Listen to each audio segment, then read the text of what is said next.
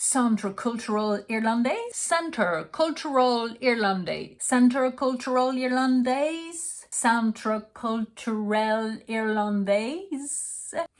Here is how to pronounce Centre Culturel Irlandais correctly. For the first word, centre, the first part of the word, you pronounce it sen, which makes sense because that's exactly what's written. But in French, we tend to mix letters together and make new sounds, just to make it more complicated for anyone learning French. So when you get an E and an N together, it becomes en. It's exactly like when you meet a donkey and it brays. It goes E-en, E-en, E-en, E-en, E-en. It's exactly the same. Sans, E-en, E-en, sans. For the second part of the word, it's written R-E, not E-R. You can't pronounce it you have to pronounce it tr.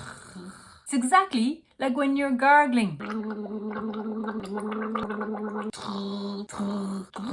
And the E is not here to be pronounced. The E is only here to tell you to pronounce the R. You fully pronounce the R until you reach the E and then you stop. Every time there's an E alone at the end of the word, it's only here to tell you that you have to pronounce the letter before, not the E. So you get centre. For this part of the word, you have to put your lips in the shape of a heart, as if you were about to kiss someone. And you go, It's exactly like if you were on a horse and you wanted to go faster, and you go,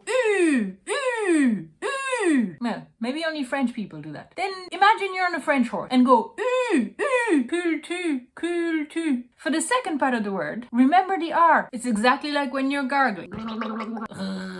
The end of the word is pronounced exactly like the end of ginger ale. If you know how to pronounce ginger ale, you know how to pronounce culturel. For the last word, Irland, you get an R again, and you gargle again.